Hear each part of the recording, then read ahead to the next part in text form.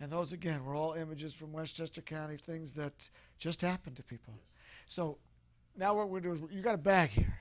And I'm sure people that were looking on the wide shot, what the heck is that there? Is it just for imagery?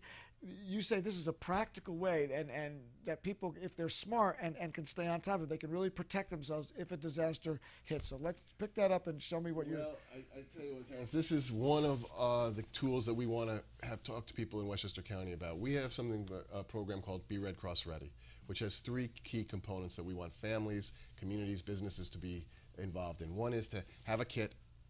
The other is to have a plan, and the third is to stay informed. All right, let's start with the kit The first. kit is something, and this is a living and breathing object that we want families to sit around their tables at night and talk about what would we need to have in a kit if the door knocked real quickly and said, everybody out, there's a fire, Disaster, right. and we have to grab something and go. What would we need? So when we talk about building a kit, we talk about having important documentation that you might want to show a bank, an insurance company, putting it in a plastic there's bag, money in there, too. having cash. So make sure you have cash. So that it doesn't get wet. Correct. In the flood. Medication. Making sure that you update your medication. We had a fire in Mount Vernon a few weeks ago. There were 3 kids under the age of 7, all needed medication. There was no way they didn't have it. We worked through a local pharmacy to get it. But if you had this medication ready to go in a kit, that'd be one less thing you'd have to worry about. But if you didn't work through the local and couldn't get there quick, if it was like, say, late at night and they weren't open, whatever, they could have had a problem. Exactly. First aid kits, making sure you have that available. Do you have those available? We have those available at the Red Cross. Obviously, a flashlight with batteries, and always checking the batteries. You want to put some extra clothes in here. You want to put, if you have small children, something that will keep them calm, whether it's a toy that they use or playing cards or anything that they might be able to use. Food? Any food in there? Food you can, but it's got to be food that's not going to spoil or that you're going to take out of there and update as well. Right. We recommend the backpack. Why? Because you can throw it over your shoulder, and then you have 2 free hands that if you need to pick up an infant or a child, or you have a senior at home and they need help, you're going to have those 2 free hands. Let me ask you something. How many people do you know, since you've been there, have actually done that? I mean, I know you're not in people's houses, but that you've talked to that say, you know, I've actually done it, and how many people, and it's probably a small number because have you seen use it? Well, we've seen people use it because I think they've had to live through seeing somebody else go through an experience where their whole lives were thrown upside down. They lost everything.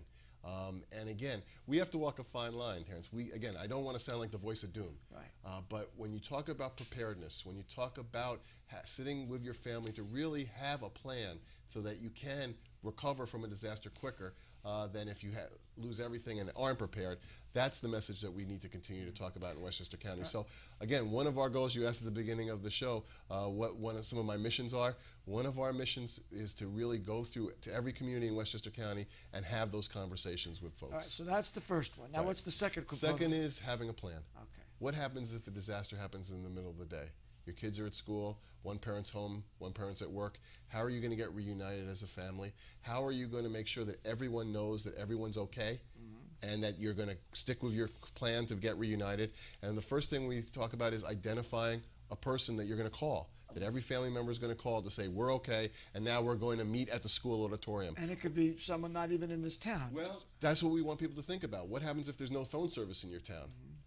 And so all phones are out. So we want people to say, okay, what about my brother who lives in Ohio? But you have to have a cell phone to do that. You have to have a cell phone to do that, and sometimes that's not going to be available either. But at least those are, again, the type of planning you want to have in place. Goal. You want to be able to know if your kids are in school, what your kids' school's emergency plan is.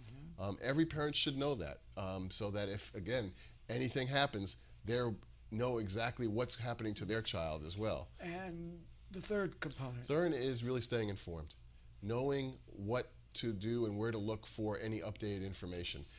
Whether it's prior to, I mean, we just had some terrible nor'easters and snow this winter in Westchester County. We were, people had, there were resources where people could at least get updated information a few days prior to that event happening. So we want people to know about their local municipalities, the websites that they should go on. We want them to know which radio stations they should turn to, and to make sure that they have that available as well. One of the things, again, going back to the kit that they are things of the past, but putting a transistor radio in here is important too. Sure, hot commodity. With batteries. We actually have something at the Red Cross called the old crank radios that work very well, and they could be put in these kits as well. But again, staying informed and knowing exactly where you can get the most updated information about something that's happening within your town or your municipality is very important to do. And so a lot of people know that this show, Meet the Leaders, is seen in 7 counties in a lot of places. So, and there's Red Crosses in all those counties. How much do you work when there is a disaster with other counties in the other area that you butted up against Putnam, and you're close to Rockland, but I mean anywhere? Well, it's interesting. We're part of what's called the Metro New York region for the Red Cross, which is fantastic because not only are we able to share best practices, but we're able to share resources. So the Metro New York region consists of our Greater New York chapter, which is New York City, which covers the 5 boroughs and actually covers the counties to the north of Westchester, Putnam, Orange, and Rockland County. And then the other chapters are the Nassau County chapter, the Suffolk County chapter, and Greenwich, Connecticut, because of its proximity to us, petitioned to be part of our chapter as well. So what does that mean? What about the other parts in the Hudson Valley, like Ulster and Dutchess? They have their own community chapters like Westchester County.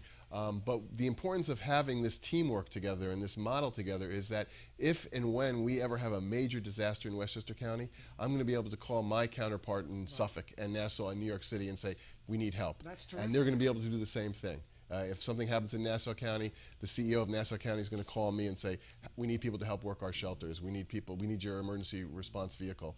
And so we're working together as a team, which only benefits the residents of this region. So one of the keys is volunteerism, getting finances always, and getting these kits and that kind of thing. So people need to be able to reach you and contact you. So we're going to put some information up so they can do just that. That's great. And we're going to put that up here. John Ravitz, of course, is my guest.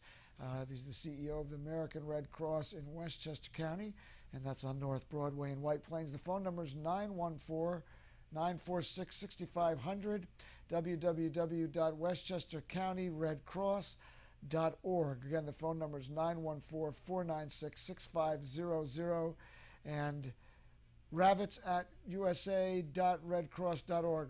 I'm having an eye problem here. This isn't. Hard for me to see. You're doing really well. Anyway, so people should contact you. People should contact us. Go onto our website. The other thing that I'd love to just touch on real quickly is the fact that we empower people with the skills that they might need someday to save a life. Through taking our CPR courses for both infant, child, and adult, learning first aid. We train all the lifeguards in Westchester County. I can't tell you in the 3 years that I've been here how many stories I've heard from people who have either participated or witnessed someone saving a life through the skills that they've used to learn from the Red Cross. So you have classes? We have classes that we run 7 days a week.